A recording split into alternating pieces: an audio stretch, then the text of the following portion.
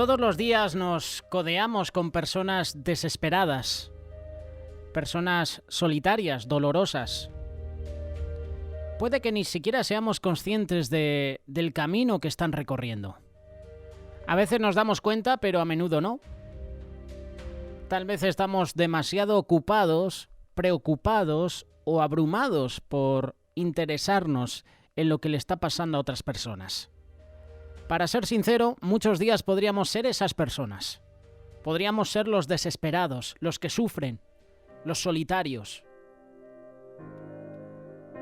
En la palabra de Dios hay figuras bíblicas que lucharon contra la tristeza, la soledad, la depresión.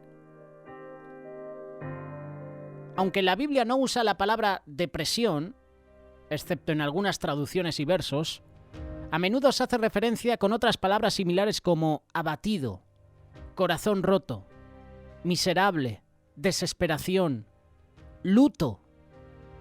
A lo largo de la palabra hay una serie de historias sobre hombres y mujeres de fe, piadosos e influyentes, que lucharon y lucharon en tiempos oscuros, tiempos de desesperanza, tiempos de depresión. Muchos de nosotros podemos encontrarnos luchando así hoy. No tenemos por qué quedarnos atrapados allí. Hay una esperanza. Y quiero presentarte algunas historias de personajes bíblicos para recordarnos que no estamos solos en nuestras batallas. Por ejemplo, David. David estaba preocupado y luchó contra la desesperación. En muchos de los salmos escribe sobre su angustia, sobre la soledad. David escribe sobre el miedo incluso al enemigo. Sí. David escribe sobre su llanto de corazón por el pecado, la culpa con la que luchó por ello. También vemos su gran dolor en la pérdida de sus hijos, en el segundo libro de Samuel, capítulo 12, versículo 15 en adelante. También en el versículo 18 hasta el versículo 33. En otros lugares, la honestidad de David con sus propias debilidades nos tiene que dar a nosotros esperanza a los que estamos luchando. Mi culpa me ha abrumado como una carga demasiado pesada para soportar. ¿Por qué estás abatido, alma mía? ¿Por qué tan perturbado dentro de mí? Pon tu esperanza en Dios, porque aún lo alabaré a Él, mi Salvador y mi Dios. Esto es lo que dice el salmista, esto es lo que dice David. David estaba preocupado y luchó contra la desesperación. Elías es otro ejemplo. Elías estaba desanimado. Elías estaba cansado, estaba asustado, entró en depresión. Después de grandes victorias espirituales sobre los profetas de Baal, este hombre de Dios temió y corrió por su vida. Huyó de las amenazas de Jezabel y allí en el desierto se sentó y oró. Pero su oración era de derrota. Estaba desgastado. Deseaba la muerte. Primer libro de Reyes, capítulo 19, verso 4. Ya tuve suficiente, Señor. Toma mi vida. No soy mejor que mis antepasados. Estas fueron palabras de Elías. Utilizado por Dios, pero en un bajón espiritual, deseaba la muerte. Estaba desanimado. Estaba asustado. Estaba en depresión. Jonás también es un ejemplo. Jonás estaba enojado y quería huir. Después de que Dios llamó a Jonás para ir a Nínive a predicar a la gente, huyó tan lejos como pudo. Y después de una tormenta en el mar, siendo tragado por un pez gigante y luego salvado, Dios le dio una segunda oportunidad y él obedeció. Él predicó el mensaje de Dios a la gente de Nínive. La misericordia de Dios llegó a todas las personas que se volvieron a él. Pero Jonás, en lugar de alegrarse, en vez de animarse, Jonás se enoja. Jonás se enfada. Esto lo puedes ver en el capítulo 4, versículo 3. Libro de Jonás. Ahora, oh Señor, quítame la vida, porque es mejor para mí morir que vivir. A nosotros muchas veces nos pasa esto. Cuando vemos que nuestro hermano está siendo bendecido por Dios, está siendo levantado, está siendo restaurado, en vez de animarnos, en vez de gozarnos, alegrarnos por él, nos enfadamos, nos enojamos. Parece ser que queremos ver a los demás hundidos, en derrota. Hay personas que viven así, que se alegran por las desgracias de otros. Hay personas que disfrutan cuando ven a las personas sufrir. Qué triste que esto suceda en el ámbito cristiano. Qué triste que esto suceda en la iglesia, en el ministerio. Que nos alegremos por las derrotas de personas.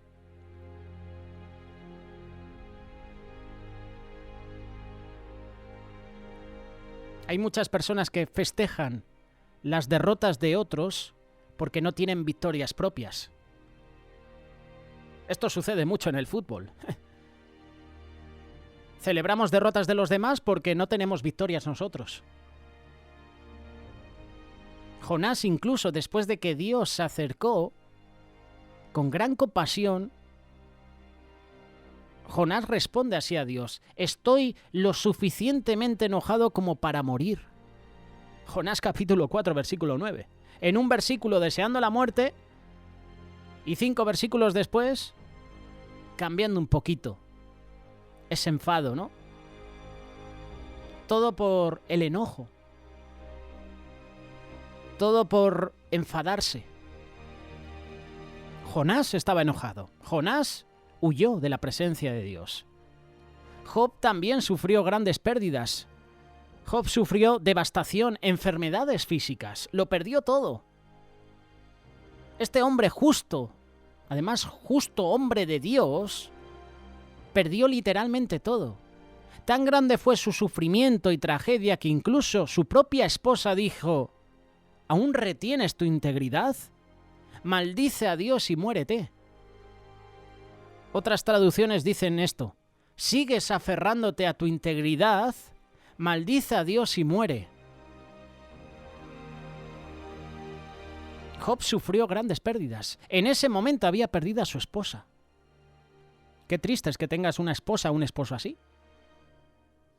Aunque Job mantuvo su fidelidad a Dios durante toda su vida, luchó profundamente a través de esas trincheras del dolor.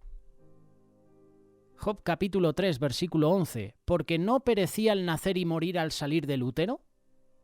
No tengo paz ni tranquilidad, no tengo descanso, sino solo confusión. Job capítulo 3, verso 26. Odio mi propia vida, por lo tanto, daré rienda suelta a mi queja y hablaré en la amargura de mi alma. Los terrores me abruman. Mi vida se desvanece, los días de sufrimiento me atrapan. La noche atraviesa mis huesos, mis dolores persistentes nunca descansan. Esto es lo que decía Job en el capítulo 30, versículos del 15 al 17. Job sufrió grandes pérdidas, devastación, enfermedades, pero aún así fue fiel a Dios. Aún así Job mantuvo su fidelidad a Dios durante toda su vida. Moisés estaba afligido por el pecado de su pueblo. En sus sentimientos de ira y traición de su propio pueblo, Moisés como líder estaba a punto de renunciar. Él, bajo su experiencia, dijo: esto, yo no puedo seguir así. Señor, esta carga es muy pesada para mí. Fíjate, descendió de la montaña con los mandamientos en sus manos y encontró a los israelitas en completo caos, en pecado. Su clamor de corazón a Dios en su nombre fue desesperado. Éxodo capítulo 32, versículo 32. Pero ahora, por favor, perdona sus pecados, pero si no, entonces bórrame del libro que has escrito. ¿Qué palabras de Moisés? Moisés estaba afligido. Y te estoy hablando de figuras bíblicas, de personajes bíblicos que lucharon contra la depresión. personas que estaban pasando por momentos de dolor, personas solitarias, personas que estaban desesperadas. Jeremías también luchó con gran soledad, tenía sentimientos de derrota, era inseguro. A Jeremías se le conoce como el profeta llorón, y Jeremías sufrió el rechazo constante de las personas que amaba. Persona a la que se acercaba recibía el rechazo de esa persona. Dios lo había llamado a predicar, pero le prohibió casarse y tener hijos. Vivía solo, ministraba solo, era pobre, le ridiculizaban, fue rechazado por su pueblo y en medio de eso mostró una gran fe espiritual, mostró fortaleza. Vemos también su honestidad mientras luchaba con la desesperación. Jeremías capítulo 20, versículo 14. Maldito sea el día en que nací. ¿Por qué salí del útero para ver problemas y tristezas y terminar mis días con vergüenza? ¿Qué palabras estaba diciendo Jeremías? Incluso Jesús estaba profundamente angustiado por lo que le esperaba. Sabía lo que estaba por venir. Sabía que Dios lo había llamado a un viaje de gran sufrimiento. Sabía lo que debía pasar para que nosotros viviéramos verdaderamente libres. Nuestro Salvador, nuestro Señor Jesús, estaba dispuesto a pagar el precio en nuestro nombre. No fue un camino fácil. Isaías profetizó que Cristo sería un hombre triste, familiarizado con el dolor. Y esto lo puedes leer en Isaías capítulo 53, verso 3. Podemos estar seguros de que, sea lo que sea que enfrentemos, Jesús comprende nuestra debilidad, nuestro sufrimiento, nuestros mayores momentos de tentación, nuestra desesperación, porque Él también recorrió ese camino, pero lo hizo sin pecado. Seguramente tú y yo, en ese momento de debilidad, de sufrimiento, de tentación, de desesperación, entremos en queja y digamos: Señor, ¿por qué permites que esté en esta situación? Jesús aceptó. Recorrió ese camino, lo hizo sin pecado. Y en el jardín durante la noche Jesús oró. Lo hizo solo. Llamó a su Padre. Mi alma está profundamente afligida hasta el punto de la muerte. Quédate aquí y vigila, le estaba diciendo a sus discípulos. Y fue un poco más allá de ellos y cayó al suelo y comenzó a orar para que, si fuera posible, la hora pasara. Y él estaba diciendo: Abba, Abba Padre, todas las cosas son posibles para ti. Quítame esta copa, pero no lo que yo quiero, sino lo que tú harás. Marcos capítulo 14, verso 34. La Biblia dice que su angustia era tan grande que sudaba gotas de sangre. Lo que es verdad sobre todas estas historias y muchas otras en la palabra de Dios es que Dios en todo momento estaba con estas personas que estaban pasando por momentos difíciles. Dios está contigo. El Señor está cerca de los quebrantados de corazón y salva a los que están aplastados en espíritu. Estuvo allí en los días buenos, también en los días oscuros. No los condenó por sus preguntas, por su dolor. No les dijo que simplemente lo resistieran.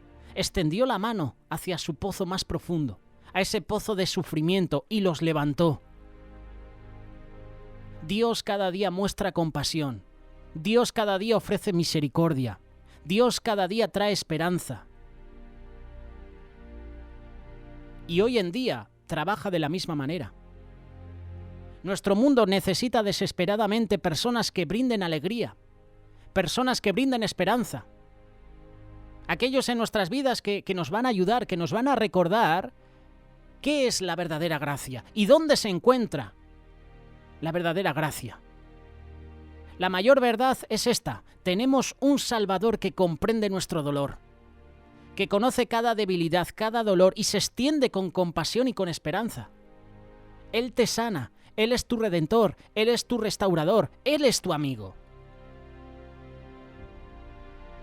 La depresión es una condición común, pero es una condición tratable. Es una condición, por supuesto, que afecta a muchas personas en nuestro mundo. Sin embargo, las estadísticas nos dicen que solo 1/3 de las personas deprimidas realmente reciben tratamiento. Y esto es lamentable, ya que el 80-90% de los que buscan tratamiento a menudo informan que se sienten mejor en unas pocas semanas. Y leyendo estadísticas y estudios, se dice que la depresión es la causa vinculada a más de 2/3 de los suicidios reportados cada año. La depresión da lugar al suicidio. Y ponlo en este orden: estrés, depresión, suicidio. ¿Sabes una cosa? La ayuda está disponible. No sienta la necesidad de tratar de ocultar su dolor o de luchar por su cuenta. Habla con un amigo, habla con un consejero, habla con tu pastor, con tu líder. Busque tratamiento, atención profesional. Si te encuentras en lugares oscuros, hoy debes saber que no estás solo. Jamás. Dios está contigo y Dios conoce tu camino. Siempre está contigo. Él nunca te abandona.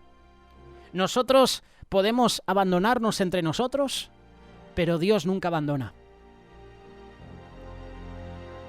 Dios no te abandona. Ten esto presente. Él está contigo siempre. Nosotros somos los que abandonamos al Señor. Y muchas veces entristecemos a Dios, entristecemos al Espíritu Santo. Vamos a ver algunos versículos que hablan sobre la tristeza. Y de esta manera vamos a terminar esta reflexión. Segunda carta de Corintios, capítulo 7, verso 10. Porque la tristeza que es según Dios produce arrepentimiento para salvación, de que no hay que arrepentirse, pero la tristeza del mundo produce muerte. Seguramente que tú, si ves una película o lees una historia, seguramente te puede hacer llorar porque te conmueve el corazón, porque produce lástima, porque te produce tristeza en el interior, en el corazón. Vamos a hablar brevemente de historias tristes, o mejor dicho, de versículos que producen tristeza en nuestra vida, no por la historia que cuentan, sino porque reflejan nuestra propia vida y la forma como estamos viviéndola. Mi intención con estos versículos no es entristecerte o que llores, sino es un toque de atención para que nos arrepintamos. El propósito es que nuestro corazón sea tocado por el poder de Dios. Tal como hemos leído en el versículo, la tristeza que es según Dios o que es producida por Dios produce arrepentimiento. Es decir, hay un cambio de vida. Tenemos que cambiar de vida. Eso es lo que significa arrepentimiento, cambiar de camino. Tenemos que volver a hacer lo que agrada al Señor.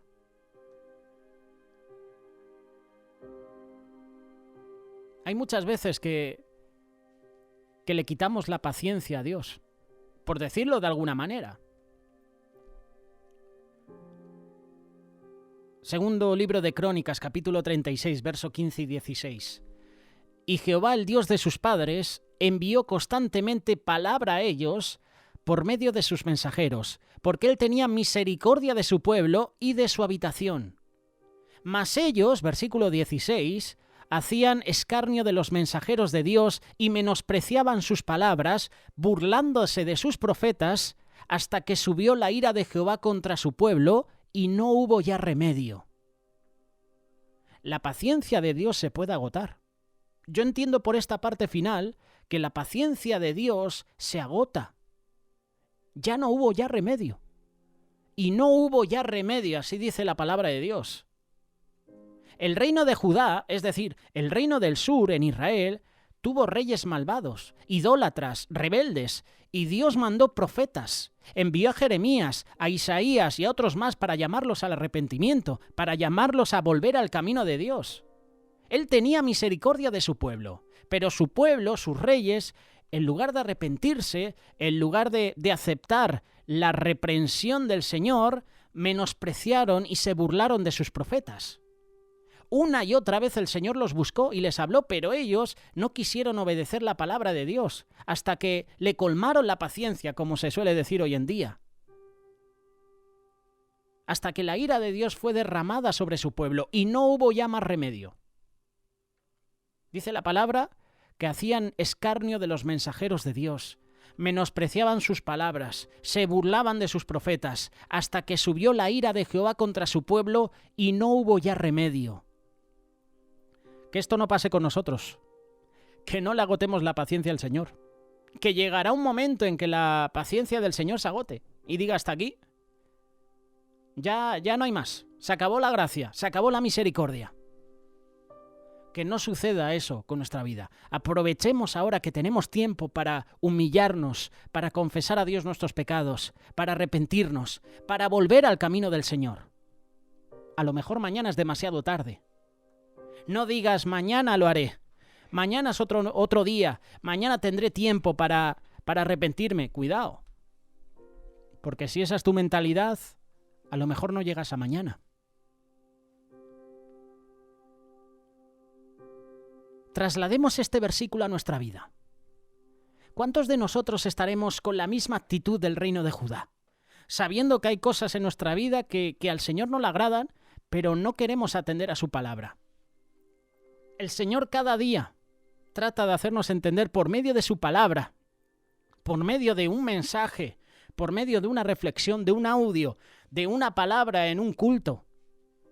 Cada día, por medio de esa palabra, por medio de los consejos de nuestros padres, de nuestras autoridades, nos exhortan, nos dicen que nos estamos equivocando, pero nosotros no queremos aceptar la corrección. No quisimos entender, le colmamos la paciencia a Dios y ahora ya no hay remedio. El hombre que reprendido endurece la cerviz, de repente será quebrantado y no habrá para él medicina. Llegará un momento en que la misericordia de Dios se acabe, se agote. ¿Qué tenemos que hacer entonces? Oseas capítulo 14, versículo 1. Me gusta este versículo. Es uno de los profetas menores, pero qué palabras el Señor le ha puesto en su corazón y en sus labios. Vuelve, oh Israel, a Jehová tu Dios, porque por tu pecado has caído. Versículo 4. Yo sanaré su rebelión, los amaré de pura gracia, porque mi ira se apartó de ellos. Cuando se nos dice que no hay remedio y que no habrá medicina, no significa que no hay esperanza para nosotros, sino que solamente nuestro Dios nos puede ayudar. Él es el único que lo puede hacer. Pero llegará un momento en que la gracia se acabe. Llegará un momento en que la palabra cesará. Ya no se podrá compartir las buenas nuevas. ¿Por qué no aprovechar ahora que sí podemos? ¿Por qué no aprovechar ahora arrepentirnos? Yo sanaré su rebelión. El Señor nos está diciendo que volvamos a Él, que nos volvamos a Él de todo corazón, que abandonemos nuestros malos caminos.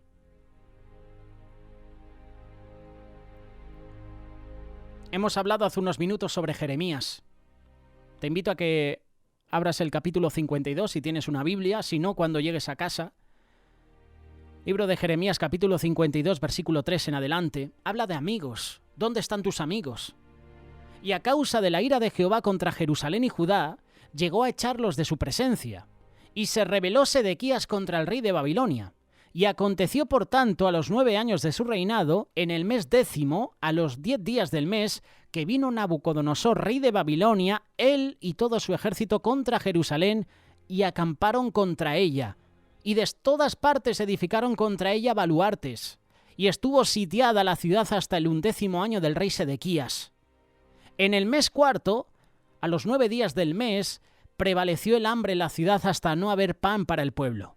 Y fue abierta una brecha en el muro de la ciudad, y todos los hombres de guerra huyeron, y salieron de la ciudad de noche por el camino de la puerta entre los 2 muros que había cerca del jardín del rey, y se fueron por el camino de Arabá, estando aún los caldeos junto a la ciudad alrededor.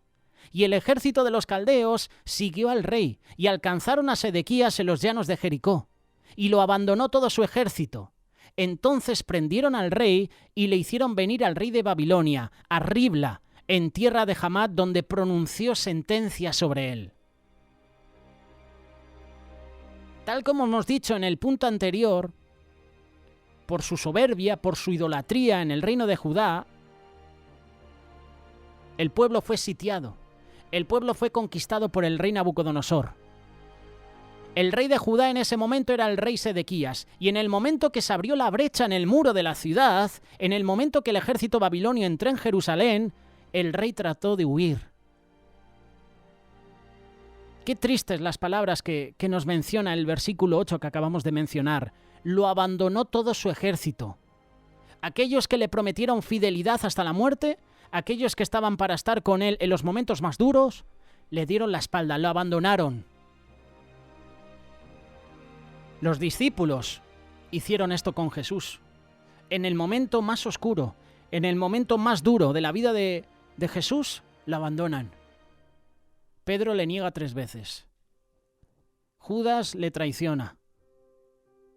¿A cuántos de nosotros nos ha sucedido exactamente lo mismo que al rey Sedequías? Todos aquellos en quien confiábamos en los momentos más duros de nuestra vida nos abandonaron. No quisieron ayudarnos. Se fueron con la promesa de volver y nunca volvieron. Se fueron con la promesa de venir por nosotros y nunca cumplieron. Prometieron y no cumplieron.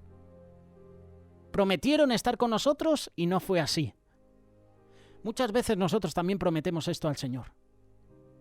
Le prometemos fidelidad y después nos apartamos, nos desviamos. Todo esto Dios lo permite para que comprendamos que el único verdadero amigo es Dios. Y lo dice el profeta Isaías en el capítulo 46, verso 3 y 5. Oídme, oh casa de Jacob y todo el resto de la casa de Israel, los que sois traídos por mí desde el vientre, los que sois llevados desde la matriz. Y hasta la vejez yo mismo, y hasta las canas os soportaré yo. Yo hice, yo llevaré, yo soportaré y guardaré. ¿A quién me asemejáis? ¿A quién me igualáis? ¿A quién me comparáis? Solamente Dios es el amigo que nunca falla. Solamente Dios es el amigo que siempre está. En Él podemos confiar. A pesar de nuestros momentos de tristeza, de depresión por los que estemos pasando, tenemos un amigo fiel. Dios no te da la espalda. Dios siempre estará ahí para ti. Y para terminar, Lucas capítulo 19, verso 41. Y cuando llegó cerca de la ciudad, al verla, lloró sobre ella, diciendo: «Oh, si también tú conocieses, a lo menos en este tu día, lo que es para tu paz. Mas ahora está encubierto de tus ojos, porque vendrán días sobre ti cuando tus enemigos te rodearán con vallado y te sitiarán, y por todas partes te estrecharán». Esto está pasando hoy en día con Jerusalén, con los pueblos enemigos, con Cisjordania, con Gaza.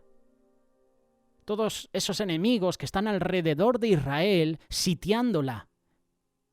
Hay vallas hoy en día en la frontera de Israel. Israel ahora mismo está rodeada. Y dice Jesús, versículo 44, «Y te derribarán a tierra, y a tus hijos dentro de ti, y no dejarán en ti piedra sobre piedra, por cuanto no conociste el tiempo de tu visitación».